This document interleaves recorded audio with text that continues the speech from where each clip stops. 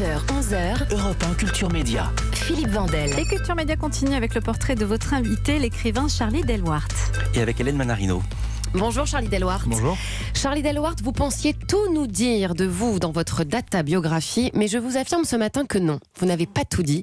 Donc chichi, comme vous appellent vos proches, Voilà. j'ai la lourde tâche C'est pas dans le livre. ce matin de vous surprendre.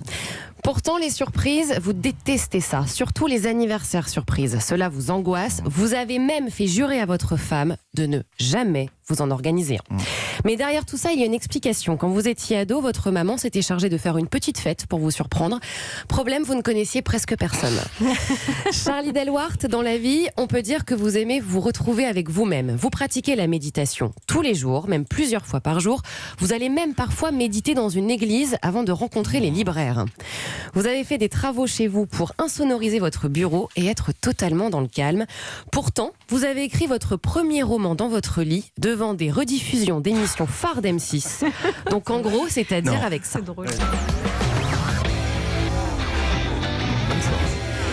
Vous avez reconnu Top Chef. Bon, il y avait aussi le Bachelor, Non. ce qui vous a permis de voir peut-être la nuit en rose.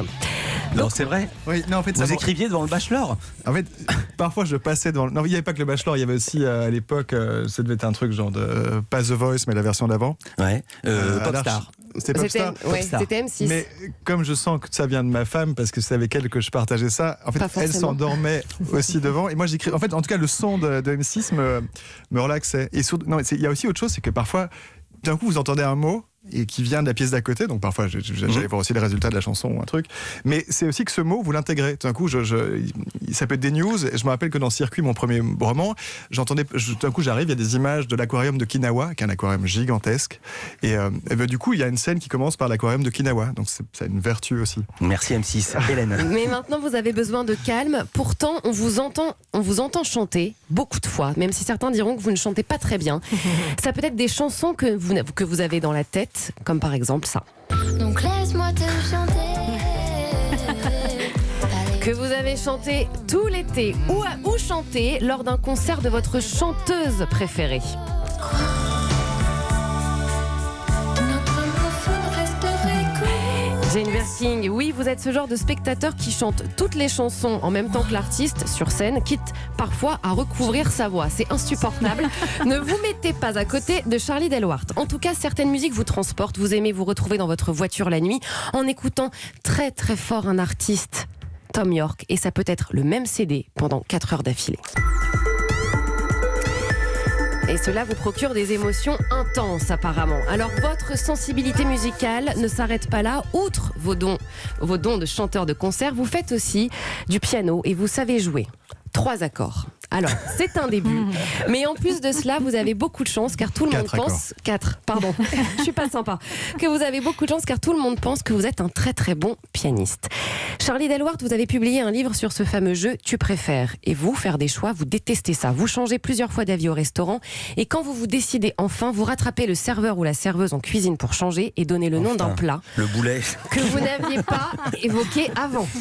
Ouais. Alors si je vous fais le jeu de Tu préfères, coca, pain ou mousse à 11h tous les matins ou piment chinois? Coca pain. Coca pain. Oui.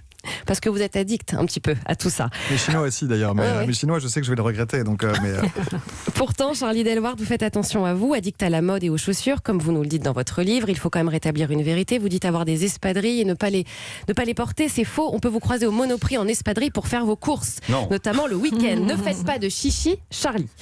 Côté point beauté, vous aimez aussi vous laisser pousser les cheveux dans le cou, mais malheureusement pour vous, ça vous a valu le surnom de Baguette Man, car vos cheveux poussent comme des baguettes. Quand vous étiez jeune, vous aviez aussi une passion, le tabac. Alors à 25 ans, vous êtes parti à Cuba avec un ami. Vous fumiez des Havanes tous les jours dès 8h du matin. Vous en avez ramené, mais le paquet est encore fermé. Plus jeune, vous collectionniez les paquets de Marlboro Rouge à tel point que vous étiez capable de recouvrir un mur entier de paquets de cigarettes. Les temps ont changé puisqu'aujourd'hui, vous avez arrêté de fumer la journée. Vous reprenez juste à partir de 17h30. Pour terminer, Charlie Delwart, même si vous êtes l'auteur qui parle le plus rapidement possible, là où vous aimez prendre du temps, c'est pour vos enfants.